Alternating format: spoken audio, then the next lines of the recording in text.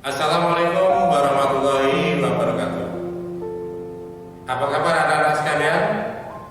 Semoga kalian selalu sehat dan tetap bersemangat meskipun kalian belajar dari rumah.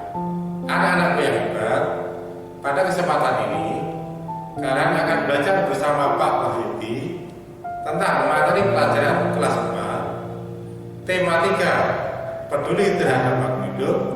Subtema 1, hewan dan tumbuhan di sekitarku, pembelajaran 1. Anak-anakku yang pintar, tujuan pembelajaran kali ini adalah kalian dapat menjelaskan 1. Kenampakan alam di Indonesia. 2. Memelihara sumber daya alam di sekitar kita. Nah anak-anakku, marilah kita mulai pembelajaran yang pertama. Anak-anakku yang hebat, sekarang Pak Guru akan menjelaskan pada kalian tentang kenampakan alam di Indonesia. Kenampakan alam yang pertama adalah dataran tinggi. Dataran tinggi biasa disebut dengan plateu atau plateau. Dataran tinggi adalah dataran pada ketinggian di atas 700 meter di atas permukaan. Dataran tinggi merupakan lahan yang berbentuk datar yang naik tajam di atas wilayah di sini. Adapun contoh dari dataran tinggi yang ada di Indonesia antara lain dataran tinggi Dieng di Wonosobo, Jawa Tengah, dataran tinggi Bandung di Jawa Barat, dataran tinggi Malang di Jawa Timur. Nah anak-anakku, itulah penampakan alam yang pertama. Sekarang kita lanjutkan ke penampakan alam yang kedua. Yang kedua adalah dataran rendah. Adapun yang dimaksud dengan dataran rendah adalah dataran yang mempunyai ketinggian sekitar 200 hingga 300 meter di atas permukaan air laut. Dataran rendah ini mempunyai ketinggian yang lebih tinggi setelah dataran pantai. Dataran rendah merupakan dataran yang banyak digunakan untuk lahan pemukiman. Hal ini karena suhu di dataran rendah memiliki suhu yang dingin sehingga cocok untuk pemukiman warga, untuk pertanian, untuk peternakan, dan untuk mendirikan industri pabrik. Nah anak-anakku, itulah penampakan alam yang kedua. Sekarang kita lanjutkan yang ketiga. Yang ketiga adalah gunung. Kenampakan wilayah dataran selanjutnya adalah gunung. Gunung adalah dataran yang mempunyai ketinggian 300 sampai 600 meter di atas permukaan air. Gunung merupakan sebuah tonjolan atau bentuk permukaan bumi yang lebih tinggi dari yang ada di sekitar. Gunung ada yang bisa erupsi atau meletus, namun juga ada yang tidak bisa meletus. Gunung yang masih bisa melakukan erupsi atau meletus dinamakan gunung berapi aktif. Sementara gunung yang tidak bisa meletus atau erupsi disebut gunung mati atau tidak aktif. Nah anak, sekarang Pak Guru akan menjelaskan fungsi dan manfaat gunung adalah sebagai berikut. Yang pertama adalah mengatur iklim untuk menyimpan air dan dijadikan tempat wisata, dan juga dapat digunakan untuk bercocok tanam untuk tanaman tertentu. Manfaat dari gunung berapi yang meletus adalah semburan api yang berasal dari erupsi gunung berapi itu adalah dapat menyuburkan lahan pertanian. Sedangkan pasir dari letusan gunung berapi dapat digunakan untuk sebagai bahan. Nah anak-anakku, itulah penampakan alam yang ketiga. Sekarang kita lanjutkan yang keempat adalah pegunungan. Pegunungan merupakan wujud dari rangkaian gunung-gunung yang saling menyambung satu sama lainnya. Pegunungan mempunyai ketinggian hingga 700 meter di atas permukaan air laut. Karena mempunyai ketinggian yang tinggi, pegunungan mempunyai udara yang segar dan sejuk. Itulah mengapa banyak sekali daerah-daerah pegunungan di Indonesia yang dimanfaatkan sebagai tempat. Iklim dan suhu di wilayah pegunungan sangat cocok untuk ditanami tanaman teh, sayur-sayuran, buah-buahan, kubis, wortel, stroberi, dan lain-lain. Nah anak-anakku, itulah penampakan alam yang keempat. Sekarang kita lanjutkan yang kelima. Yang kelima adalah pantai.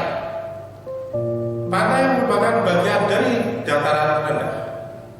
Pantai memiliki ketinggian 0 meter dari permukaan air laut. Pantai sangat terkenal dimanfaatkan sebagai tempat objek wisata alam atau rekreasi. Selain itu, pantai juga merupakan tempat mencari rezeki atau nafkah bagi para nelayan dan juga bagi para pedagang ikan. Pantai juga merupakan pasar ikan karena pantailah tempat untuk menjual ikan dan hasil laut tangkapan dari para nelayan. Pantai juga dimanfaatkan untuk membuat garam karena airnya yang rasanya asin. Sehingga banyak penduduk di daerah tepi pantai yang bermata pencaharian sebagai petani garam. Nah anak-anakku, itulah penampakan alam yang kelima. Sekarang kita lanjutkan yang keenam. Yang keenam adalah sungai. Sungai berawal dari mata air yang berada di daerah pegunungan dan akhirnya sungai bermuara di laut.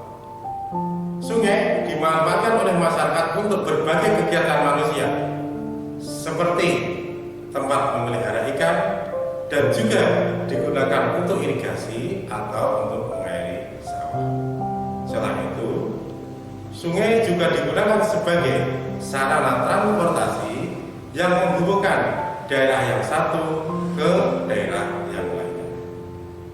Sungai juga dapat digunakan sebagai sumber tenaga listrik, untuk perikanan, untuk olahraga, dan juga untuk rekreasi. Sungai juga digunakan untuk mengangkut hasil bumi seperti kayu dan juga hasil penebangan hutan. Nah anak-anakku, itulah penampakan alam yang kelima. Sekarang kita lanjutkan yang ketujuh. Yang ketujuh adalah danau. Danau merupakan permukaan bumi yang berupa cekungan. Cekungan itu di atas dataran yang sangat luas dan digenangi oleh air. Danau yang terbentuk dari letusan gunung berapi disebut dengan danau vulkanik. Sementara danau yang terbentuk dari adanya pergeseran permukaan bumi disebut dengan danau tektonik. Selain terbentuk dari proses alam, ada danau yang sengaja dibuat oleh manusia yang disebut dengan danau buatan. Danau ini banyak sekali fungsinya, yakni digunakan untuk memelihara ikan, untuk budidaya tanaman tertentu, dan juga bisa digunakan sebagai tempat rekreasi. Nah anak-anakku, itulah penampakan alam yang keenam. Sekarang kita lanjutkan yang ketujuh. Yang ketujuh adalah laut. Laut merupakan bagian terbesar dari negara Republik Indonesia. Laut mempunyai air yang rasanya asin. Air laut banyak dimanfaatkan sebagai bahan baku untuk pembuatan garam. Oleh karena itu, banyak masyarakat Indonesia, terutama yang berdiam di tepi pantai, berprofesi sebagai petani garam. Laut juga bisa digunakan sebagai sarana transportasi, yaitu untuk lalu lintas kapal yang menghubungkan pulau yang satu ke pulau yang lainnya. Air hujan pun sebenarnya adalah berasal dari penguapan air laut. Nah anak-anakku, itulah penampakan alam yang ketujuh. Sekarang kita lanjutkan yang ke-8. Yang ke-8 adalah hutan. Hutan adalah kumpulan pepohonan yang tumbuh secara alami ataupun sengaja dibuat oleh manusia. Hutan menempati lahan atau tempat yang sangat luas. Hutan dibagi dua.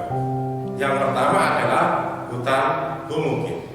Hutan humukit adalah hutan yang mempunyai hanya satu jenis tanaman atau tumbuhan.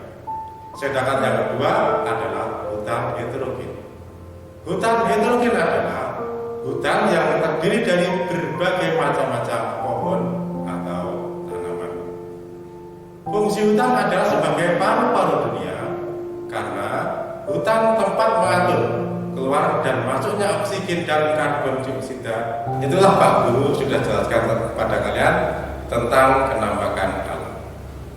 Kenampakan alam itu wajib kita jaga agar kenampakan alam itu bisa memberikan manfaat pada manusia. Maka yang harus kita lakukan adalah menjaga agar tetap.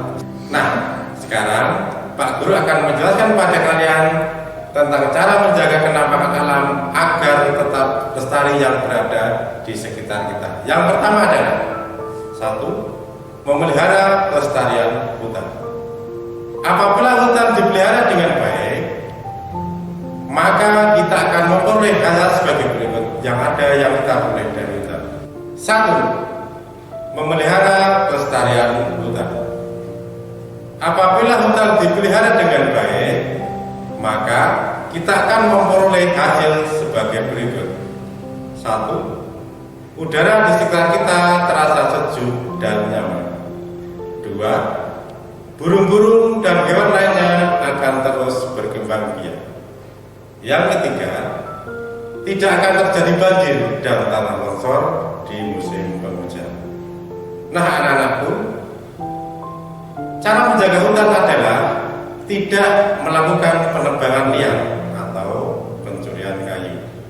Nah, anak-anakku, itulah cara menjaga kelestarian alam yang pertama.